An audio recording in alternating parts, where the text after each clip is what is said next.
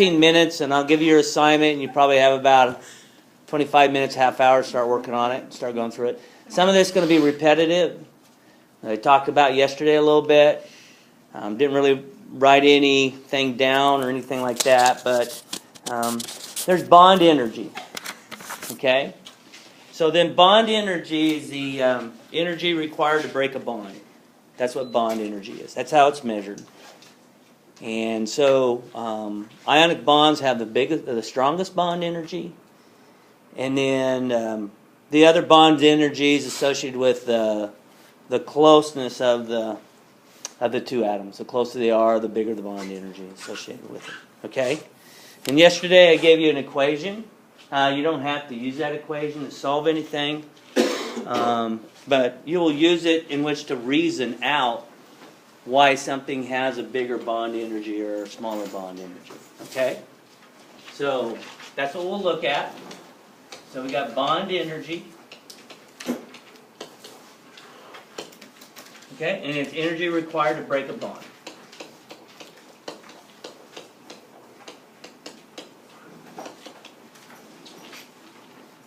Breaking a bond means that you're separating the atoms away from one another so they won't attract each other again. So it's requiring enough energy to separate them, and then they're not going to come together again. Okay? So then we've got what's called Coulomb's law that we kind of use to rationalize some information. I'm not going to give you the actual value for the constant, but I'm going to give you K. Then it'll go Q1 times Q2 over R. R represents what? The radius, or the distance. In this case, it's the distance between the two nuclei. Okay, so this is the distance between two nuclei. Well, in this case it does. It can represent other things as well, because Coulomb's law is just not looking at, it's looking at energy total between two different charges, or two similar charges if it's repelling. So this is distance between nuclei. So it really depends upon the size of the atom.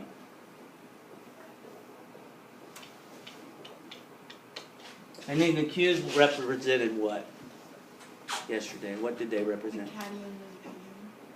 Yeah, they could represent cation and anion. It could represent electron and proton. They could represent two electrons, two protons. Okay? So Q1 is just charged. And usually the ones we're going to look at is their opposite.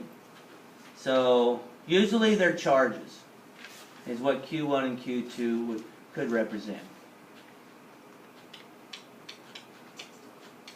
So if they're two opposite charges, then we know we have attraction. If they're two similar charges, we know we have repulsion. Does that make sense? Okay.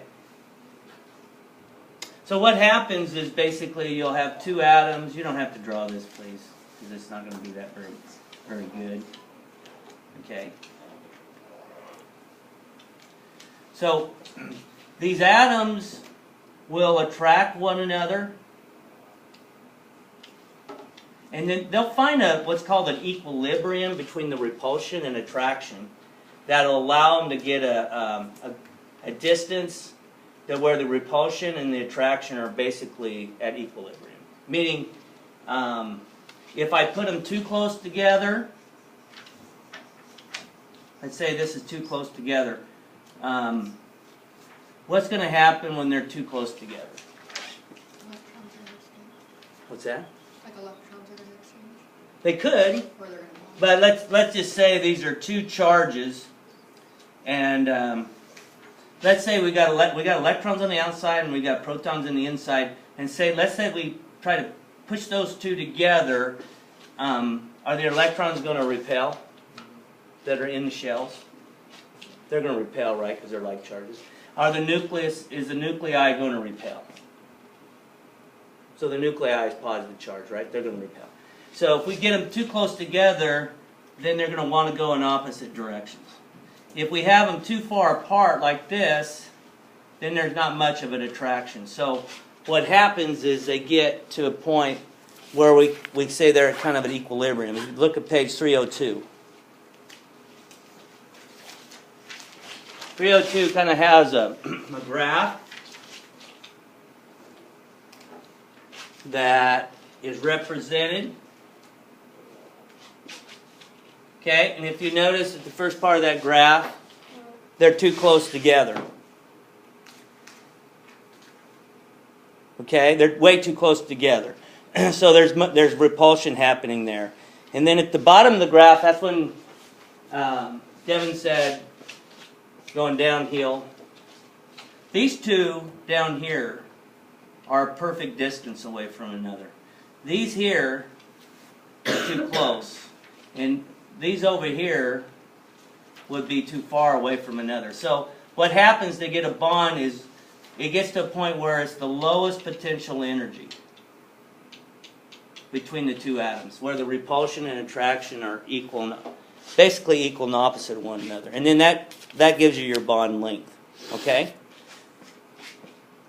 All right. Questions on that?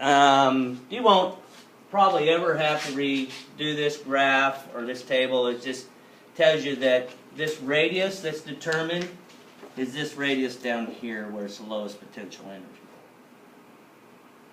Okay? All right. So then we got bond length. And that length is determined by that idea at equilibrium. And it's the distance between two atoms that are bonded together.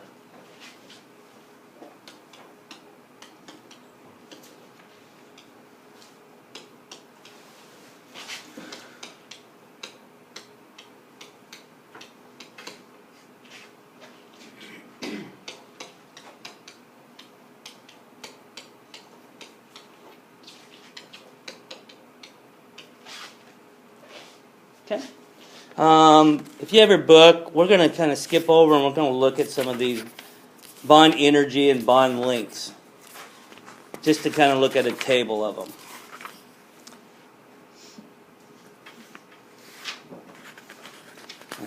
They give us bond energies. Okay. They don't give us lengths, but they give us bond energies. Look, turn to page 323, if you would. 323.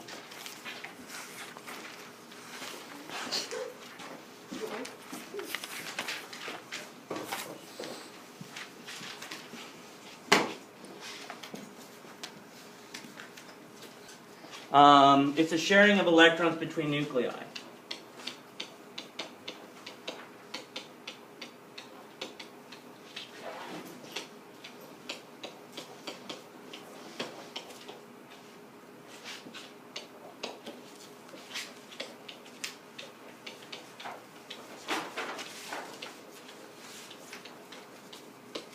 Okay? Now, some of this we went through yesterday. So, we have nonpolar. Can you tell me something about nonpolar? Based upon what we talked about yesterday. What do you know about nonpolar? It has a lower melting point. Yeah, lower melting. We're going to look at the actual, the idea of what's called, right? Well, that's a characteristic of it. So, but when looking at the atoms and how they're pairing up, what can you tell me, some specifics, how we know it's nonpolar? The difference between is like 0.0 to 0.3. Yeah, it's really small difference. So these have basically an equal share of the electron. So these would have equal share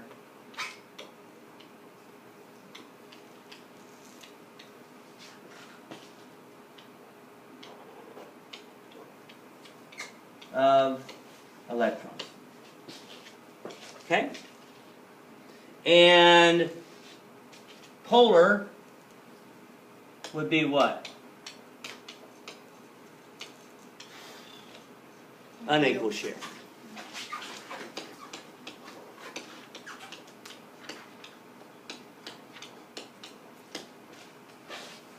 Okay? Got it? Thank you. Thank you. Uh-huh. How do we show it? So if I have S, F, how do I show that to somebody can look at it and go, oh, I can kind of see which one has more of a share than the other one does. So this is kind of review from yesterday. So how could we share that or show that? Looking at the differences between the Right. So now you guys will have to predict. Okay. You guys have to get to the point where you can predict without looking at the numbers. Okay. So let's look at this because we know trends. And we know electronegativity, as we go across, it gets larger. As it goes down, it gets smaller. So let's just look at S and F. Which one do you think between S and F would have a bigger share of that electron? Which one? S. S? Why? It's got 2 open spots everywhere. Yeah, it does have 2 open spots where it can bond, but that's not what we're going to probably look at. There's more electrons, like it involves more electrons. S? Yeah.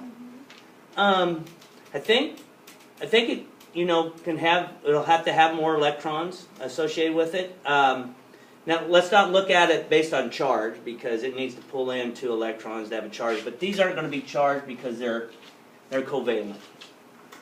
Okay, so what I'm trying to get at, here's our periodic table.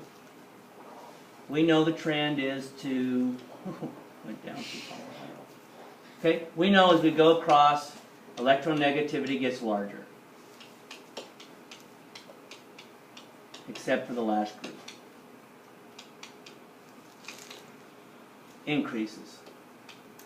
Right? And then going down, I'm not going to write that out again, decreases. Okay, so here's sulfur. Sulfur is about right here. And here's fluorine. Between those two, which one have a higher electronegativity? Fluorine, right? Because it going up, it's higher up on the chart, and it's higher over on the chart. So this should be your sigma, what? Negative. And this should be sigma positive. Correct? Let me give you another one. I want you to make a prediction. You tell me what you think it's going to be. Okay? Let's go I, N. Make a prediction.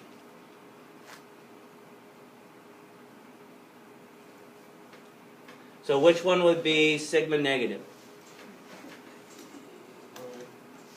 N. N? Why? Now, so N's right here, and I's down here. So it'd be N, right?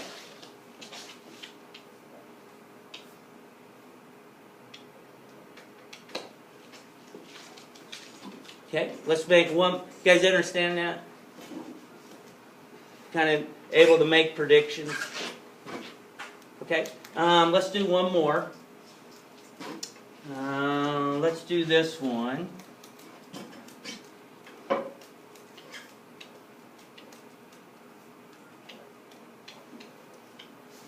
IVR.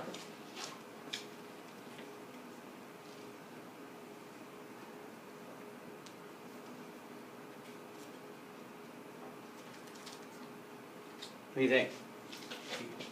Which one's I? Sigma positive, sigma negative. Make sense? VR is higher on the chart, so it has a higher electronegativity, so it has a bigger share of electron.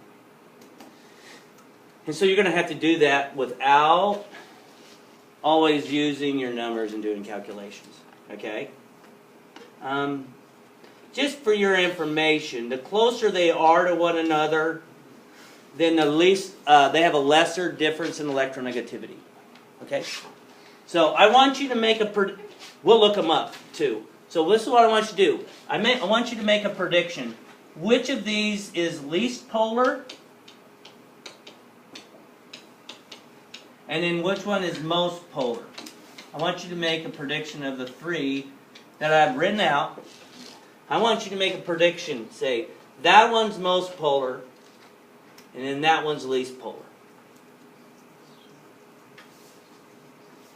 Now, polarity, and then you're just making a prediction, and you don't have any numbers, no calculations, you don't look at anything in front of you, okay? That gives it away. I just want you to make a prediction. And then we'll look it up to see if it's right. So, you got your predictions made? Okay, well, we can tally them up just to see how, as a group, that we're doing. How many think that the first one is most polar? Raise your hand. 0. Which one thinks the next one is most polar? Raise your hand. 1, 2, 3. Okay, pretty much everybody. Okay? So we'll say 2. Alright? And then how many think this one is most polar? Okay? So we got 0 on that. So on the right side, we'll say most polar on this side, and then we'll say least polar on this side. So, how many think the first one is least polar? 2. How many think that the second one is least polar? 0. So then the rest of you think this is least polar, okay? Alright, so let's just look at the numbers real quick and see what we can come up with. Alright, so you guys can turn to page 306 to see if your predictions are right. SF. Difference is 1.5. So this is 1.5. Okay, IN. The difference is That's groovy. 0.5. 0.5. And IBR, the difference is 0.3. So this one was pretty good prediction, right? IBR. Most of you knew that that was least polar because they're really close together, right? Okay, so you would think IN would be another one that would be a bigger difference than it is, but it doesn't seem to be, and a lot of you picked that. Nobody picked this one. Anytime F is involved, you probably, and paired with something else, is probably going to have a high polarity. Because F is the highest electronegativity by far of anything. It's 4. So then you take something lower down on the list, like sulfur, you go down lower, you get bigger and bigger gaps. So, not bad on this one. And in this one, most of you were thinking distance between them. There's pretty good distance between them on the periodic table, and you did a pretty decent job in that, in recognizing that. So, okay. But anything that involves fluorine or oxygen is probably good likelihood it's going to be pretty polar, especially if it's something lower down on the list. Okay. So that's some predictions you guys are making without actually plugging any numbers in. Okay. All right. Questions. It looks to me more like it increases more going left to right with nonmetals than it does going down. So I guess that would probably be... It increases left to right. Right. Right. More so than it decreases going down. Yeah. So... It really depends upon which one you're comparing. Because if you're comparing fluorine and chlorine, I mean, that's a That's true. big jump down. So it really depends upon which ones you're comparing. And then the latter ones going down, the atoms don't change as much in size. So that's why it doesn't have as much of a difference in electronegativity going down. Okay? So, what I'm going to go ahead, we're going to go ahead and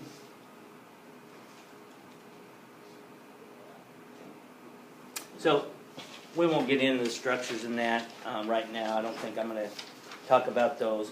So the last thing I'm going to talk about is, I'm not going to talk about that one. Okay? So the assignment I'm going to give you guys, you should be able to understand these questions that are being asked based upon our discussion, and if not, you can definitely do some reading involved with it. So, page 352. I don't have as many explaining type of questions where you have to explain them. Through 353, and active learning is where we start. And we're going to do 1, 2, 11, 12, and 20, 32, A and B. Okay? 34, 36, 38, 42, 46, 58, A through C, 60 and 68.